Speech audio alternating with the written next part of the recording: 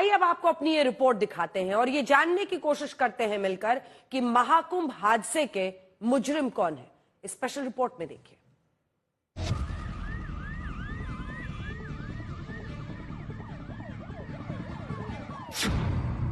यही है बदइंतजामी के जिम्मेदार चेहरे। वैभव कृष्णा बोल रहा हूँ, डीआईजी महाकुंभ।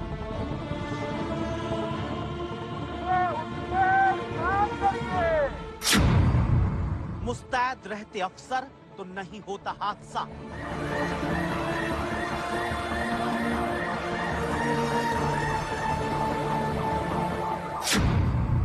सही बंदोबस्त होते तो नहीं मरते श्रद्धालु।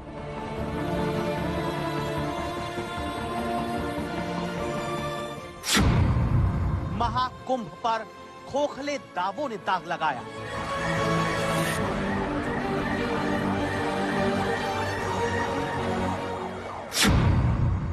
महाकुंभ में हादसे के कितने मुजरिम।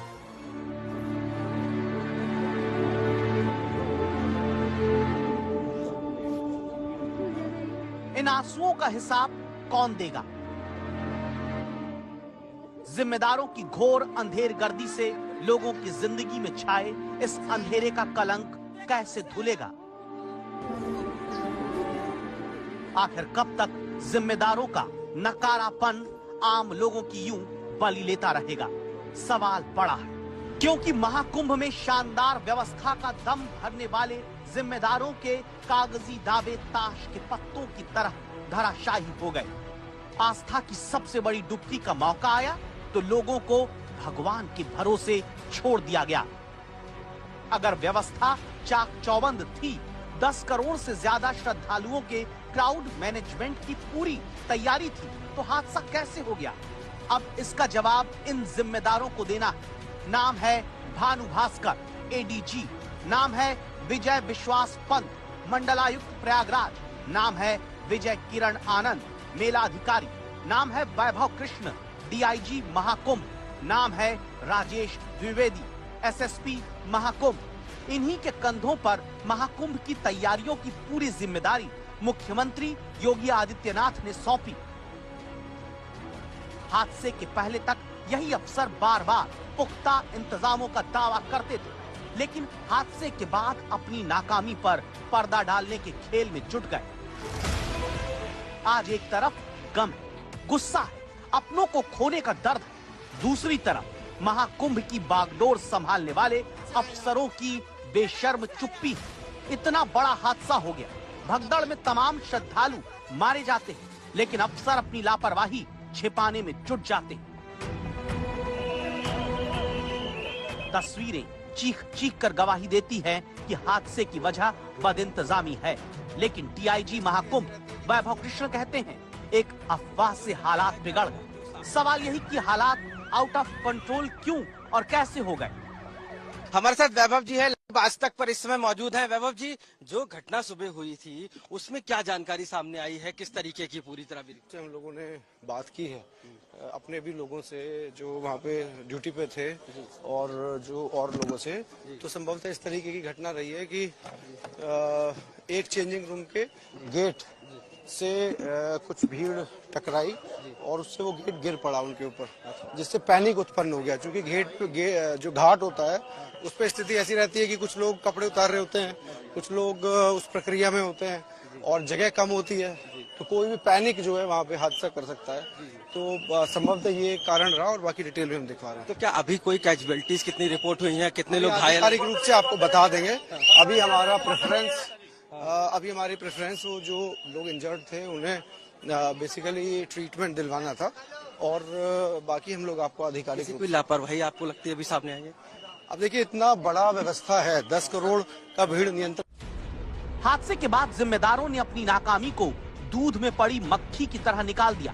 फिल्मी सीन की तरह शूट किए गए वीडियो को जारी किया गया, ये दिखाने की भरसक कोशिश की कि इन्होंने अपनी जिम्मेदारी पूरी निष्ठा से निभाई। ये तो श्रद्धालुओं का कसूर है कि इतना बड़ा हादसा हो गया। कंट्रोल रूम में बैठे डीआईजी वैभव कृष्ण का ये वीडियो देखिए। कंट्रोल रूम में बैठे बैठे अनाउंसमेंट करते हैं, बाकायदा साहब का वीडियो बनता है, मानो इन्हें पहले से पता था कि इस वीडियो की जरूरत आगे बढ़ सकती है। इसी वीडियो के बहाने बदइंतजामी का ठीकरा महाकुंभ में पहुंचे श्रद्धालुओं पर पोड़ा जा सकता है। मौनी अमावस्या पर्व की बहुत बहुत शुभकामनाएं। आप सभी को ये बताना है कि मौनी अमावस्या के स्नान का मुहूर्त 7:37 से शुरू हो रहा है। इसमें केवल 10 मिनट अब बचे हैं। आप सभी लोग अपने अपने स्थान से उठ के गंगा घाटों पे प्रस्थान करें और स्नान करके जल्दी स्नान करके अपने अपने गंतव्यों को प्रस्थान करें। आप अच्छे तरीके से जानते हैं करोड़ों की संख्या में दर्शनार्थी आए हुए हैं, स्नानार्थी आए हुए हैं जो कि मां गंगा मैया का स्नान करेंगे। आप लोगों को जल्दी स्नान करके उन्हें भी सकुशल स्नान का मौका देना चाहिए। इसीलिए आप घाटों पे रात को ना सोएं, स्नान करें और जल्दी निकलते रहें घाटों से। गंगा मैया के बहुत सारे घाट बने हुए हैं। आप जिस घाट के करीब हैं आप वहीं पे स्नान करें। पूज्य संतों ने सभी घाटों के लिए आप लोगों से अपील की है कि सभी घाटों पे आप जिसके जहां पे करीब है वहीं पे स्नान करें। डीआईजी साहब की जिम्मेदारी भारी भीड़ को कंट्रोल करने की थी, लेकिन साहब कंट्रोल रूम में बैठे रह गए, श्रद्धालुओं को अपने हाल पर छोड़ दिया। वहीं प्रयागराज के मंडलायुक्त विजय विश्वास पंत भी मानो खाना पूर्ति के लिए मेले में नजर आए। हाथ में लाउडस्पीकर थामकर अनाउंसमेंट किया और जिम्मेदारियों से पल्ला झाड़ लिया। यानी महाकुंभ में आए श्रद्धालु अपनी जान माल के खुद जिम्मेदार। महाकुंभ के इन जिम्मेदारों का कोई लेना देना नहीं। सभी श्रद्धालु सुन लें, यहाँ लेटे रहने से कोई फायदा नहीं है। जो सोवत है सो खोवत है।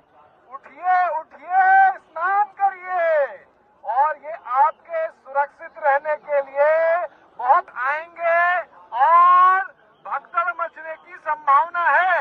आप पहले आ गए हैं तो आपको सबसे पहले अमृत मिल जाना चाहिए। सभी श्रद्धालुओं से करबद्ध निवेदन है, उठे सोए ना। इससे भी शर्मनाक तो ये कि महाकुंभ के एसएसपी राजेश द्विवेदी ने तो भगदड़ हुई है इसे ही नकार दिया। सोचिए, ऐसे अफसरों पर महाकुंभ की जिम्मेदारी है तो बद इंतजामी को कौन रोक सकता था।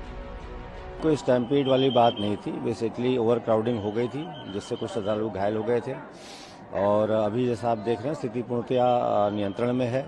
किसी भी अफवाहों पर ध्यान न दिया जाए। मेरी अपील है श्रद्धालुओं से कि जहां भी जिस रास्ते से आए हैं जो भी तमाम घाट उनके लिए खुले हुए हैं उसमें स्नान करें और सुगमता से अपने घर जाएं। शीघ्र ही अमृत स्नान प्रारंभ होने वाला है और पूर्णतया सकुशल उसको संपन्न कराया जाएगा। ठीक सामने हमारे अरावत घाट है और वहाँ भारी संख्या में लोग स्नान कर रहे हैं।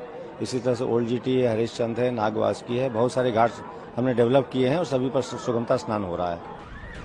हकीकत यही कि मौनी अमावस्या के मौके पर क्राउड मैनेजमेंट का पूरा सिस्टम फेल हो गया, जबकि एडीजी भानु भास्कर के कंधों पर क्राउड मैनेजमेंट की पूरी रणनीति तैयार करने का जिम्मा था। मौनी अमावस्या से पहले एडीजी भानु भास्कर यही दावा करते थे कि सब कुछ कंट्रोल में है, लेकिन हादसे का शिकार बने लोगों का कहना है यहाँ सब कुछ भगवान भरोसे था। पुलिस प्रशासन की व्यवस्था का नामो निशान नहीं था। मतलब यही है कि जो जिम्मेदार थे वही भगदड़ के कसूरवार हैं।